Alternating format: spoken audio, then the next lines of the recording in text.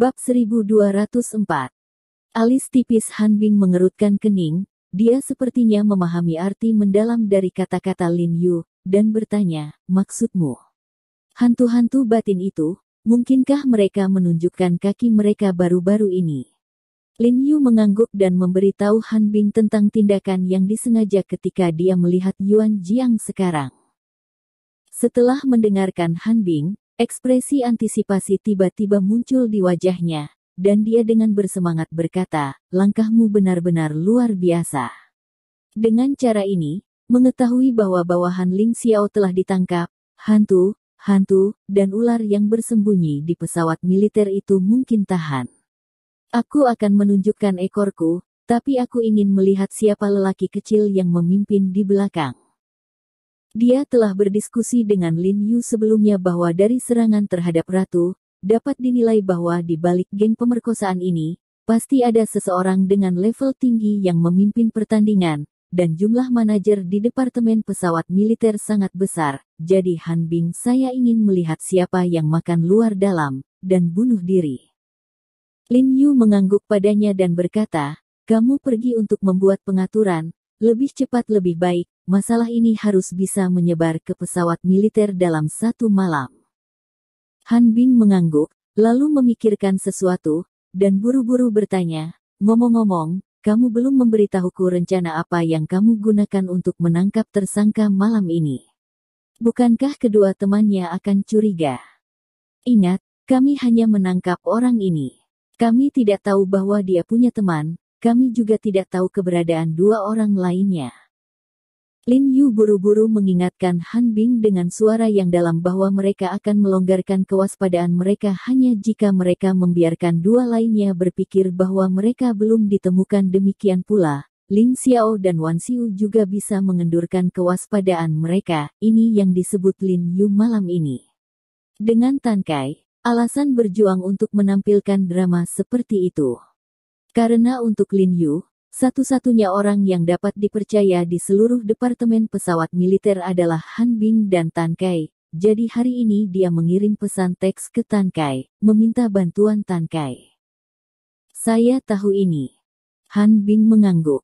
Setelah itu, Lin Yu menjelaskan kepada Han Bing tentang penangkapan umpan. Han Bing tiba-tiba menyadari, dan buru-buru berkata, ya, saya seharusnya berpikir bahwa mereka takut dengan pesawat militer. Bahkan jika mereka melihat rekan mereka ditangkap, mereka pasti tidak akan berani untuk maju, tetapi desain Anda cukup pintar. Sepertinya Tan Kai dan dia benar-benar seperti pertemuan kebetulan, jadi mereka tidak membangkitkan kecurigaan mereka. Kali ini juga beruntung. Aku tidak menyangka baru saja mengirim Kakak Bu dan Big Niu untuk memeriksanya sore ini, dan mereka muncul, dan kebetulan mereka keluar.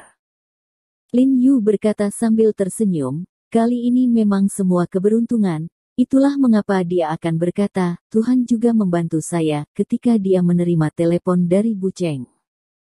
Kalau begitu masalah ini terserah padamu, tolong hubungi aku kapan saja jika ada. Han Bing berkata dengan sungguh-sungguh, aku akan kembali sekarang dan memberitahu mereka satu persatu. Mengatakan bahwa dia sama sekali tidak ragu-ragu, dia berbalik dan keluar dengan cepat. Setelah dia pergi, Lin Yu menyapa Bu Cheng dan ratusan orang Tu ke dalam ruang interogasi. Melihat Cheng Sen tidak mengikuti, dia menyapa Cheng Sen dan berkata, Saudara Cheng, kemari bersama dan bantu merekam catatan. Ini baik. Ketika Cheng Sen mendengar bahwa Lin Yu benar-benar memintanya untuk masuk, dia tidak bisa menahan senyum, dan ekspresinya cukup bangga. Anda harus tahu bahwa rahasia departemen pesawat militer selalu bocor, dan Lin Yu bahkan memintanya untuk datang dan membantu membuat catatan. Apakah kepercayaan besar padanya? Faktanya, Lin Yu juga berharap agar Cheng Sen dapat mempelajari lebih banyak tentang urusan Ling Xiao, dan membantunya lebih banyak di masa depan. Bagaimanapun, ada hantu internal di departemen pesawat militer. Untuk mencegah hantu internal mendapatkan berita terlebih dahulu, banyak hal yang hanya dapat mengandalkan bantuan Cheng Sen. Setelah beberapa dari mereka masuk, Cheng Sen memerintahkan seseorang untuk menutup pintu rumah. Saat ini, si Shao Chun sudah dikunci di kursi besi di tengah, dan bahkan tangan dan kakinya dijepit dengan kuat, tidak bisa bergerak. Tapi jelas obat yang dia tangkap saat ditangkap belum juga sembuh, sehingga matanya masih sangat kabur, kepalanya gemetar dari satu sisi ke sisi lain, dia tidak bisa duduk tegak, dan dia setengah lumpuh di kursi. Lin Yu tidak terburu-buru untuk menanyakan apapun, tetapi berjalan ke arahnya, mengeluarkan jarum perak dan dengan ringan menusuk lengannya. Setelah beberapa jahitan, setelah 7 atau 8 menit, si Shao Chun secara bertahap pulih dari keadaan kabur. Setelah melihat Lin Yu, Bu Cheng dan yang lainnya, ekspresinya tiba-tiba berubah, dan dia tanpa sadar berjuang dengan tangan dan kakinya, dan kemudian gemerincing lonceng. Dengan beberapa suara yang tajam, dia menyadari bahwa tangan dan kakinya terkunci di kursi besi di bawahnya. Kepanikan besar melintas di matanya, dan dia berjuang keras untuk beberapa kali, memukul cincin besi di pergelangan tangan dan pergelangan kakinya dengan keras, tetapi karena efek obat pada tubuhnya tidak sepenuhnya teratasi, dan tidak ada kekuatan. Dia benar-benar pulih, jadi dia tidak bisa menyingkirkannya sama sekali, dan kursi besi itu dilas ke tanah, dan dia tidak bisa bergerak untuk sementara waktu. Oke, jangan sia-siakan usahamu. Cheng Sen berkata dengan suara dingin, sekarang aku baru saja melepaskanmu, kamu tidak bisa keluar.